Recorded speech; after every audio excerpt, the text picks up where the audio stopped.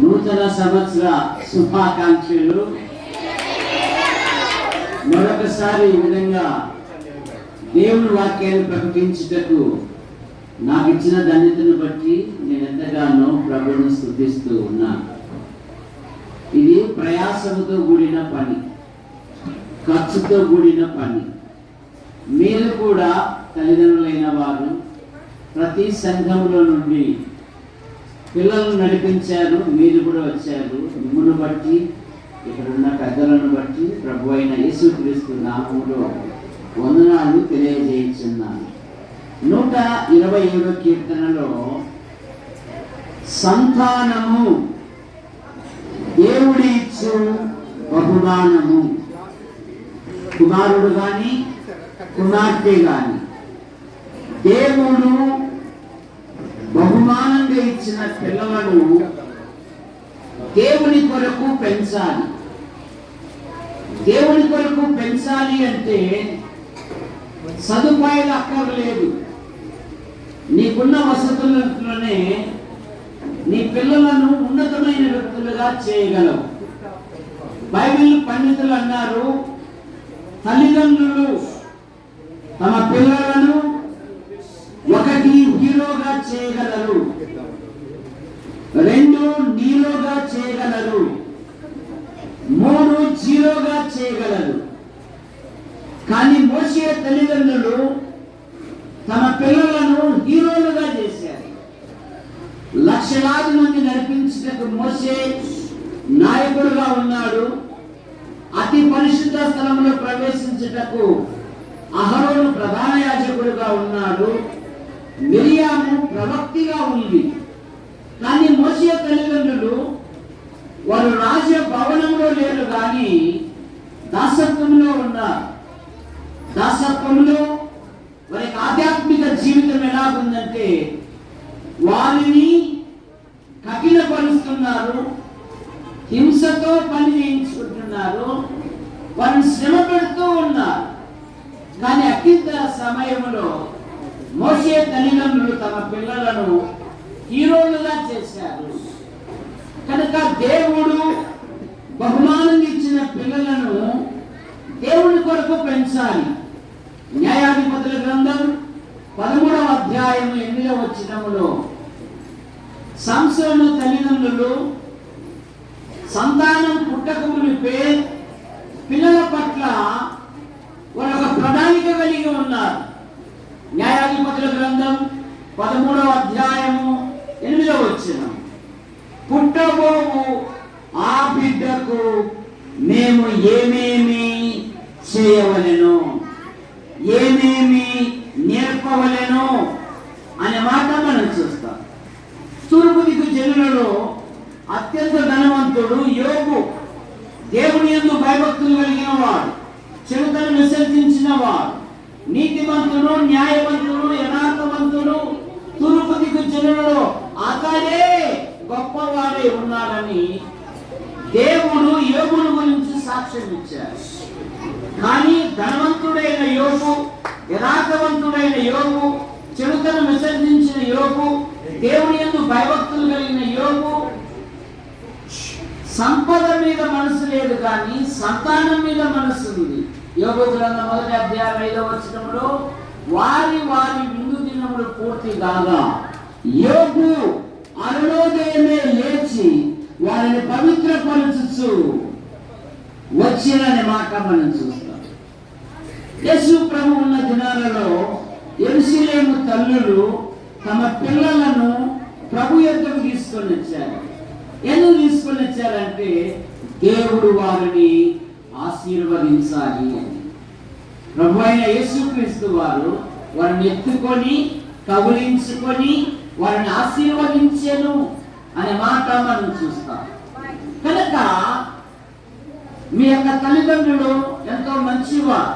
ఈ సెలవు దినాలలో పిక్నిక్లకో షికార్లకో ఎక్కడికో వెళ్ళకోకుండా దేవుని సన్నిధికి నడిపించారు అంటే మీ తల్లిదండ్రుల కొరకు కూడా మీరు ప్రార్థన చేయాలి.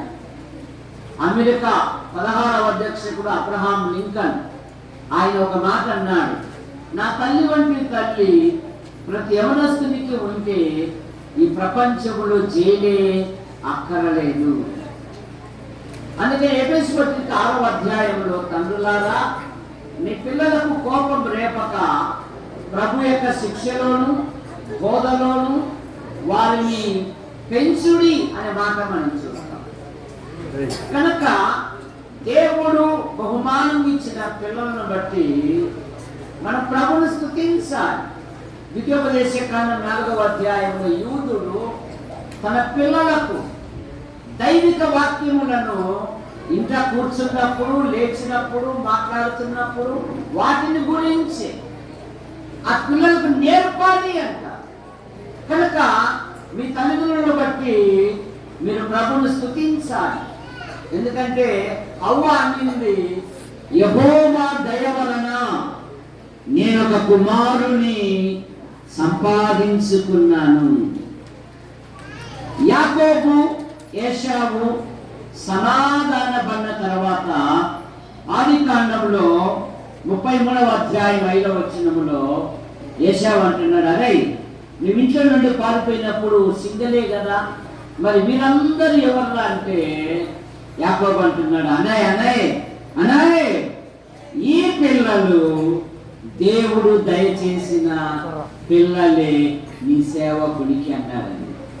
కనుక దేవుడు బహుమానం ఇచ్చిన పిల్లల కొరకు తల్లిదండ్రులు ప్రార్థించటం వలన వారి జీవితాలలో దేవుడు అద్భుత కార్యాలు జరిగిస్తాడు. లేయా మరి దేవుడు నాకు బహుమానం ఇచ్చాను అని ఒక చక్కని పేరు పెట్టింది. అలాగే లేయా దేవుడు నాకు ప్రతిఫలం ఇచ్చాను, దేవుడు నా ప్రార్థన అంగీకరించాను. రాహేలైతే దేవుడు నా నింద తొలగించాను. నింద తొలగించిన పిల్లలు అంట. కనుక మీ ఆధ్యాత్మిక జీవితంలో బాల్యంలోనే ప్రభు అయిన యేసుక్రీస్తునందు విశ్వాసం ఉంచాలి. మానవుడు పాపంలో పుట్టి, పాపంలో పెరిగి, పాపంలో జీవిస్తూ పాప పరిహారం కొరకై అనాది నుండి అనేకమైన ప్రయత్నములు చేస్తున్నాడు. మానవ ప్రయత్నములు అడెవరు మాట్లాడేది నెల సపోర్ట్ చూడరు, వాడెవరు చాక్లెట్లు రావురా, బహుమతులు వచ్చినాయి అమెరికా నుండి. కనుక మన పాపముల కొరకు, మన దోషముల కొరకు దేవుడే యేసుక్రీస్తు నామములో భూలోకానికి వచ్చి మన పాపముల కొరకు, మన దోషముల కొరకు, మన అపరాధముల నిమిత్తమై ఆయన శిలువలో బలియాగమయ్యాడు. యేసు రక్తము ప్రతి పాపము నుండి మనలను పవిత్రులుగా చేయును. బైబిల్ సెలవిస్తుంది కదా, యోహాను సువార్త 5:24లో, నా మాట విని నన్ను పంపిన వాని యందు విశ్వాసముంచు ప్రతివాడు నిత్య జీవము గలవాడు, వాడు మరణంలో నుండి తీర్పులోనికి రాక జీవంలోనికి దాచును. సమూయేలు పాలు మానిపడిన గ్రంథం బైబిల్ గ్రంథం. భారతదేశంలో మొట్టమొదటి అచ్చువేయబడిన గ్రంథం బైబిల్ గ్రంథం. కనుక మీ పాఠ్య పుస్తకాల కంటే బైబిల్ చదవండి, ప్రార్థన చేయండి, మీ జీవితాలలో దేవుడు గొప్ప కార్యాలు జరిగిస్తారు. బాల్యంలోనే యేసుక్రీస్తుని అంగీకరిస్తే దేవుడు అందరూ చూస్తుండగానే మిమ్మల్ని ఉన్నతమైన వ్యక్తులుగా చేస్తారు. బ్రొక్కిన సమూయేలును దేవుడు దైవజనుడిగా మార్చేశాడండి. సౌలు పనివాడు సాక్ష్యం ఇస్తున్నాడు, ఈ పట్టణంలో ఒక దైవజనుడు ఉన్నాడు, అతడు గనుడు, అతడు చెప్పు మాటలలో ఏదియో తప్పిపోలేదు. కనుక పిల్లలారా, మీ ఆధ్యాత్మిక జీవితంలో దేవుని వాక్యమును మీ హృదయంలో భద్రం చేసుకుంటే మీ జీవితాలలో, దానియేలు గ్రంథంలో ఒక మాట ఉంది, తమ దేవుని ఎరుగువారు బలము కలిగి గొప్ప కార్యములు చేయగలరు. కనుక నాకు ఇచ్చిన అవకాశాన్ని బట్టి ప్రభుని స్తుతిస్తూ ప్రార్థన ప్రణించిన మా తండ్రి, మీ నామాన్ని బట్టి ముగిస్తున్నాము. ఈ నెలలో చిల్డ్రన్ రిట్రీట్, అలాగే యూత్ రిట్రీట్ మీరు ఆశీర్వదించండి. మా ప్రియులు పెద్దలు కట్టుపల్లి యోహానంకులు రాజాబాయి అంటూ ప్రారంభించిన 46వ వార్షికోత్సవ సభలు ఈ నెల 21, 22, 23 జరుగుతూ ఉండగా భారతదేశంలోను, ఆంధ్రప్రదేశ్లోను, రాయలసీమలోను అనేక స్థలాల నుండి అనేకులను సమకూర్చారు. నైనా అద్భుతంగా జరుగుటకు సహాయం దయచేయండి. క్రైస్తవ పునాది సత్యాలు చక్కగా జరుగునట్లుగా మీకు మనం దయచేయండి.